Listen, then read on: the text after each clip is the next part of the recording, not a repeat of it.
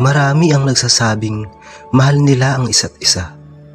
Ngunit kakaunti ang nananatili ng hanggang sa huli. Sa mundong madaling sumuko at lumayo, may pag-ibig na nananatiling matatag. Pinapatnubayan ng pananampalataya at pangako. Ito ang kwento ng dalawang taong sinubok ng panahon, ngunit pinili pa ring magsama.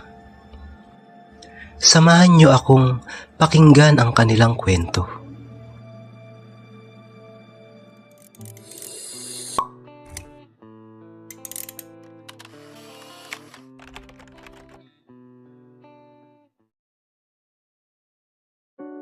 Matagal nang magkasintahan sina Mark at Ruth.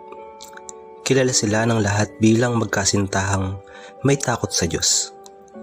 At laging idinadalangin ang kanilang relasyon. Ngunit dumating ang panahon na sinubok ng gusto ang kanilang samahan. Nagkasakit ng malubha si Ruth. At dahil sa mga gastusin sa pagpapagamot, unti-unting naubos ang kanilang ipon at natambakan ng utang ang kanilang pamilya. Isang gabi, habang nasa ospital at mahina pa rin ang katawan ni Ruth, kinausap niya si Mark na may luha sa mga mata. Mark, matagal ko na itong pinag-iisipan. Sa tingin ko ay makabubuti kung maghiwalay na tayo. Ano ang ibig mong sabihin? Bakit mo nasabi iyan? May nagawa ba akong mali? Wala, Mark. Ikaw ang pinakamabuting nangyari sa aking buhay. Pero tingnan mo ang kalagayan ko. Mahina na ang aking katawan. Puno na tayo ng utang. At hindi ko matupad ang mga pangarap nating magkaroon ng masayang pamilya. Ayokong maging pabigat sa iyo. Ikaw ay mabuti. At karapat-dapat kang makasama ang babaeng makapagbibigay sa iyo ng magandang buhay. Hindi katulad ko na wala nang maibibigay kundi pasakit at pag-aalala. Ruth, pakinggan mo akong mabuti. Mahal kita at ang pagmamahal ko sa iyo ay hindi nakabase sa iyong kalusugan, sa ating yaman o sa kung ano ang maibibigay mo sa akin.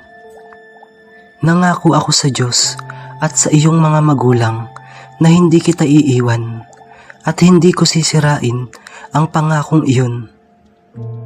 Pero Mark, paano kung hindi na ako gumaling? Paano kung habang buhay ako ang magiging ganito? Sayang ang buhay mo kung mananatili ka sa tabi ko. Alam mo ba kung ano ang nakasulat sa salita ng Diyos? Sa Kawikaan chapter 3 verse 5 to 6, sinasabi, magtiwala ka kay Yahweh ng buong puso at huwag kang manalig sa sarili mong karunungan. Sa lahat ng iyong mga lakad ay siya'y iyong alalahanin at itutuwid niya ang iyong mga landasin. Hindi ko alam kung ano ang mangyayari sa hinaharap. Ngunit alam kong kasama natin ang Diyos. Kung ibinigay ka niya sa akin, ibig sabihin ay kaya rin niyang ibigay ang lakas at paraan upang malagpasan natin ito. Ngunit ang hirap, napakabigat ng ating dinadala. Minsan, takot akong baka mapagod ka na rin at sa huli ay iwan mo rin ako. Hindi iyon mangyayari. Naalala mo pa ba ang talata sa 1 Corinto chapter 13 verse 7? Ang pag-ibig ay matyaga. Ang pag-ibig ay mabait. Ang lahat ay kanyang tinitiis. Ang lahat ay kanyang pinaniniwalaan. Ang lahat ay kanyang inaasahan.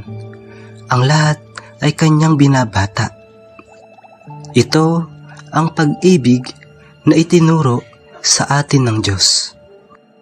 Ang pag-ibig na hindi sumusuko, hindi lumalayo, at nananatili kahit anong mangyari.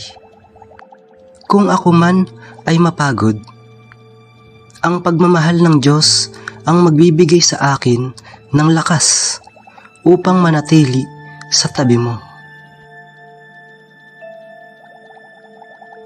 Bakit mo ako mahal ng ganito? Hindi ko naiintindihan.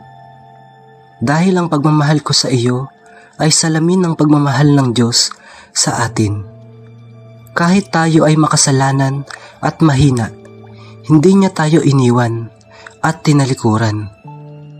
Ganoon din ang gagawin ko sa iyo. Hindi mahalaga kung gaano kabigat ang pasanin. Basta't magkasama tayo at kasama ang Diyos, kakayanin natin ang lahat. Kaya't huwag mo sanang sabihing umalis ako. Dahil kahit ikaw pa ang magtulak sa akin, mananatili ako dito. Mahal kita, Ruth, ngayon at magpakailanman.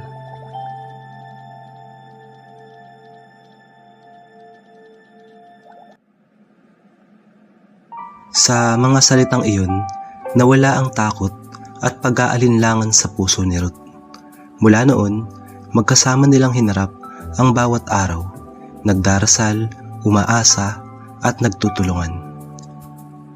Sa paglipas ng panahon, sa tulong ng Diyos, unti-unting gumaling ang kalagayan ni Ruth at unti-unti ring naayos ang kanilang buhay.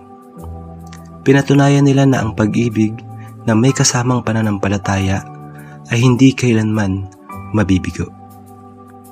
Madalas nating isipin na ang pag-ibig ay nasusukat sa mga masasayang sandali at magagandang bagay. Ngunit, ang tunay na pag-ibig ay lumilitaw sa panahon ng pagsubok. Kapag mahirap, kapag mahina, at kapag tila wala ng pag-asa. Tulad ng sinasabi sa salita ng Diyos, ang pag-ibig ay matyaga at matatag. Kung ikaw mismo ay nasa sitwasyon na tila gusto mo nang sumuko, alalahanin mo, ang pagmamahal na galing sa Diyos ay hindi kailanman bibitaw. Ang tunay na nagmamahal ay hindi aalis kapag nagdilim ang paligid, kundi hahawak ng mas mahigpit at sasabihing, huwag kang matakot, nandito ako, kasama mo. Ang mga talatang ginamit sa kwento, mga kapatid, ay mula sa Kawikaan chapter 3 verse 5 to 6 at 1 Corinto chapter 13 verse 7. Kung nais ninyong mas lumalim pa ang inyong kaalaman tungkol sa pag-ibig ayon sa Biblia, maaari ninyong basahin ang mga ito. Kung nagustuhan ninyo ang kwentong ito, huwag kalimutang mag-like, mag-share at mag-subscribe. Ibahagi rin ninyo sa ibaba ang inyong mga kaisipan. Hanggang sa muli, naway pagpalain kayo ng Diyos sa inyong mga relasyon at buhay.